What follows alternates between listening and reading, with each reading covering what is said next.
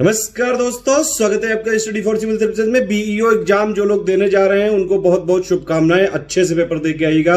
लगातार हमने आपका साथ दिया है, लगातार रिवीजन चल रहा है, अभी भी रिवीजन चल रहा है।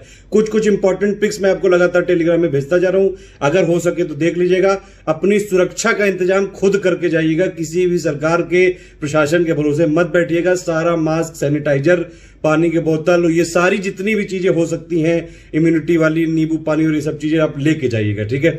कुछ और बात कर लेते हैं यहाँ पे, निगेटिव मार्किंग को कैसे टैकल करें और कितना जो है आपको अटेम्प्ट करना चाहिए। ये दो सवाल लगातार पूछ रहे हैं, इन पे जवाब देना यहाँ पे जरूरी है। सबसे पहली बात तो 120 क्वेश्चन है, ये समझने की बात है। यहाँ पे 120 क्वेश्चन करने हैं आपको 2 घंटे में, ये एक इंपॉर्टेंट बात है। अब देखिए अटेम्प्ट कितना होना चाहिए, ये वाली अगर आप बात करेंगे मेरे हिसाब से कम 85 से लेकर 90 अटेम्प्ट आपके होने चाहिए।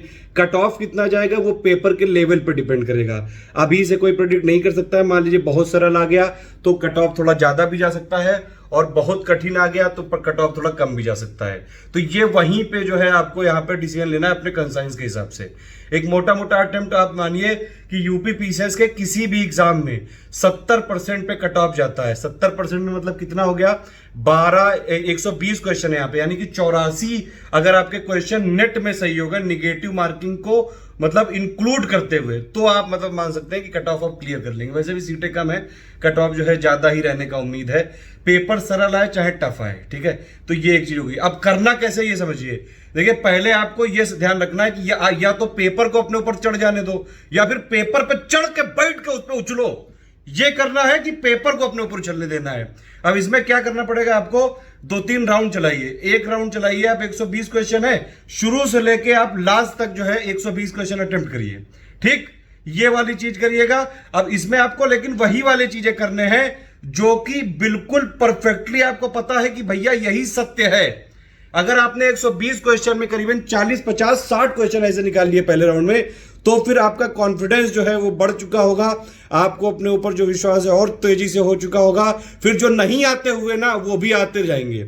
इसीलिए पहले अटेम्प्ट में, पहले राउंड में वही वाले क्वेश्चन अटेम्प्ट करना है जो आपको 100% पता है कि यही चीजें होंगी, बस यही सत्य है, ठीक। अगर आपने पहले राउंड में करीबन 50-60 निकाल लिए यहाँ पे, तो फिर दूसरा राउंड चलाना पड़ेगा आपको, और उसमें फिर जो है देखिए कि किसी भी तरह से आपके जो है, अगर देखिए अब 85 जो है कट ऑफ जाने की संभावना हो सकती है, बाकी पेपर के लेवल पर डिपेंड करेगा। लेकिन ऐसा नहीं कि 85 ही करके आने, कोशिश करिएगा 120 में से करीबन 90, 95 से 100 आपका अटेम्प्ट रहना चाहिए। क्योंकि कोई भी ऐसा इतना बड़ा जो है ब्रिलियंट नहीं है कि अगर आप 85 करके आए हो तो 85 के 85 सही हो जाएं। क्योंकि पहली बात तो आयोग भी इसमें, आयोग का भी यहाँ पे रोल रहता है, कई बार वो क्वेश्चन के आंसर ही गलत दे देते हैं तो आपको। और दूसरी बात ये भी कि निगेटिव मार्किंग भी है, क्योंकि 1/3। तो इन दोनों खेलों से बचते हुए एक तो पहले यह है कि अगर आप बिल्कुल ही सेफ हो गए, मतलब आपने अगर जो है पहले राउंड, दूसरे राउंड के बाद जो है तीसरे राउंड के बाद ऐसे करके आपके करीबन 100-105 आ रहे हैं, तो बहुत बढ़िया बात है, ठीक है। फिर आप जो है अगर एकदम ही किसी में कुछ नहीं पता तो फिर आप छोड़ दीजिएगा उस क्वेश्चन को, ठीक है। लेकिन अगर ऐसा नहीं हो रहा है कि आपको लग रहा है कि भैया पहला राउंड आपने चलाया 40-50 हो गए, दूसरा राउंड चलाया फिर भी 10-20 से निकले, तीसरा राउंड चलाया फिर भी जो है आपके 70-80 बैठ रहे हैं, फिर तो रिस्क लेना पड़ेगा। रिस्क लेना यहाँ पे बहुत जरूरी है, क्योंकि अगर आप रिस्क नहीं लोगे तो वैसे ही कट ऑफ से बाहर हो जाओगे। सिंपल बात ये है। अटेम्प्ट कम से कम 100 से 105 होना चाहिए, ठीक है। मतलब कुल मिला के नेट में आपको जो है 84-85 क्वेश्चन यहाँ पे सही करके आने हैं, अगर कट ऑफ यहाँ पे क्लियर करना है। ये एक बात समझने वाली है। अच्छा, एक चीज और कोशिश करिएगा कि मैथ्स और रीजनिंग वाले जो क्वेश्चन है उनको कोशिश करिए कि लास्ट में करें। अब देखिए 2 घंटे का पेपर है, 120 सवाल है, 100 क्वेश्चन है जीएस के। जीएस में जो आता है और नहीं आता है वो ना आता है, मतलब वो नहीं आता है, उसमें कुछ नहीं कर सकते हो आप, कोई दिमाग नहीं लगा सकते हो, ठीक है। तो कोशिश ये करिएगा कम से कम रीजनिंग मैथ्स वाले जो सवाल बन रहे हैं उनको बना दो। अगर मान लीजिए 15 है, 20 है, जितने भी, तो जीएस वाले में कम से कम टाइम देना है, ठीक है। मतलब 2 घंटे अगर आप मानिए 1 घंटे के करीब में 100 क्वेश्चन आपके हो जाने चाहिए जीएस के। बाकी 1 घंटा जो है आप या तो रीजनिंग मैथ के करिए, वो मान लीजिए 20 सवाल में आपके 30-40 मिनट निकल गए, तो फिर बचे हुए एक बार रिवीजन कर लीजिए कि कोई जो है अगर आपको शायद आ जाए, ठीक है। लेकिन ये तरीका अगर आप अपनाएंगे तो सिंपल बात है, वहां पे जो है कई सारी चीजें साइकोलॉजिकल भी हैं। हार नहीं माननी है, अभी पेपर नहीं हुआ है, अभी जब तक पेपर नहीं हुआ है तब तक सब लोग बराबर हैं, ठीक है। और दूसरी बात यह भी कि प्रीलिम्स का पेपर है, कई बार लक का खेला भी होता है, क्या पता आपका लकी बहुत अच्छा हो। ठीक है, तो आपको वहां पे जाके ऑप्शन को पहचानना है, अभी लिखना नहीं, कुछ मेंस नहीं है, अभी आपको सिर्फ क्वेश्चन को पहचानना, लपक लेना है। 4 ऑप्शन आएंगे, उनमें से एक सही है, मतलब प्रोबेबिलिटी यही है कि कम से कम आप अगर जो है अगर चारों आंसरों की 25% तो प्रोबेबिलिटी हो ही गई।